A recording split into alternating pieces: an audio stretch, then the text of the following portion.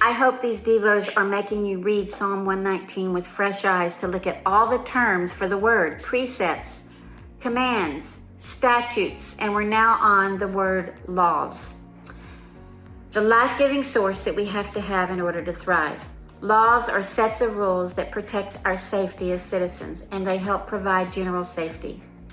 Biblically, we might think of the 10 Commandments as being a sort of law book with general rules about living among others and worshiping our God. In the New Testament, someone asked Jesus what was the greatest law, and he said, love God with all your heart, mind, and soul, and your neighbor as yourself. And we see the very first law in the book of Genesis when God said, let there be light, and there was, and it was good. Obedience to what God said. So what about chapter 119? The very first verse says, blessed are those whose ways are blameless, who walk according to the law of the Lord. So we're set up for a blessed life when we walk according to his word. Not a hardship-free life, but a blessed life because we obey. He says, I will praise you with an upright heart as I learn your righteous laws. Open my eyes that I may see the wonderful things in your law. Laws have to be learned if they're going to be obeyed. Like I said before, that's why we take a driving course, learn about the stoplights, the yield signs, the traffic laws. They govern the way we drive on the road to ensure safety for all. We learn them. And this writer asks for God to give him eyes to see the wonderful things in the law. Keep me from deceitful ways. Be gracious to me. Teach me your law. There's this teacher-student idea again because the writer's asking for grace to be taught the law. He's chosen to be faithful and to set his ear to hear God's laws. As we mentioned before, a teachable spirit is necessary in order to learn the laws and obey them. We see in our society what happens when laws are disregarded. People steal, they litter, they speed on the roads without regards for others or themselves. They raise a fist, they vandalize, and they destroy. A life without law and a love of those laws is a life of chaos and destruction. Verse 39 says God's laws are good. They're not just rules made to be making rules, like perhaps some of the laws of our land are. God's laws are good, life-giving, given by the lawgiver with one purpose in mind, life. The writer says, never take your word of truth from my mouth, for I have put my hope in your law. I will always obey your law forever and ever. That's some strong language, putting our hope in his law and always obeying them forever and ever. Then he says, I remember, Lord, your ancient laws and find comfort in them. Indignation grips me because of the wicked who forsaken your law. In the night, Lord, I remember your name that I might keep your law.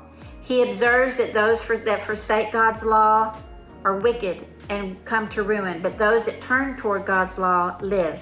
He doesn't want to turn away from God, but he wants to remember God's name, and this will help him keep the law.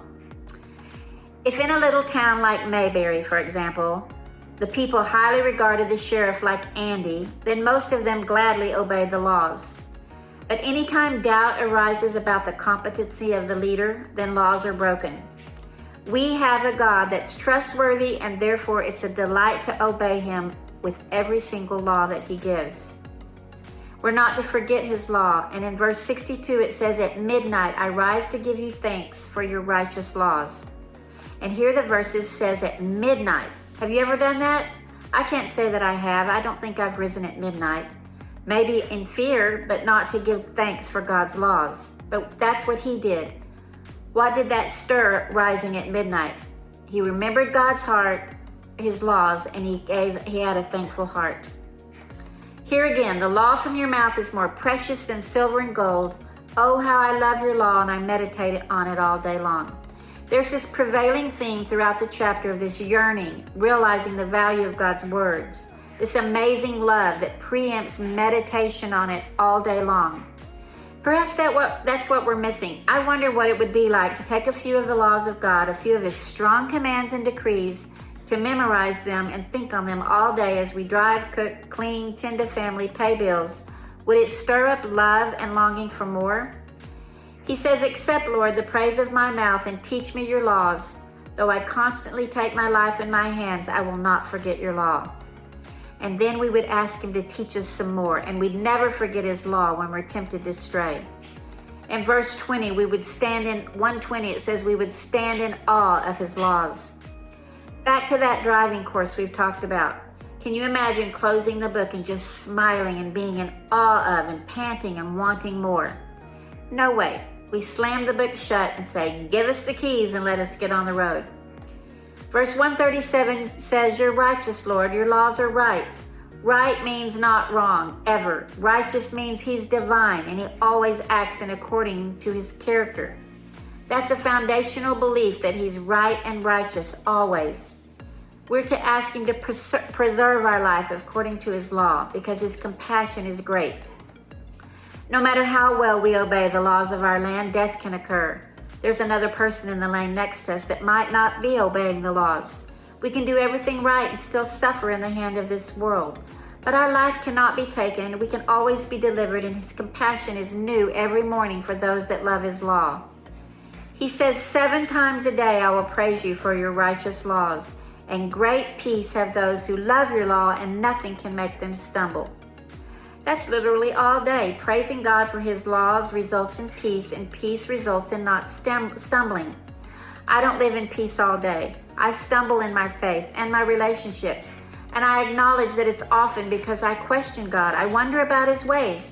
Don't we all do this? I don't see it as pure gold on some days.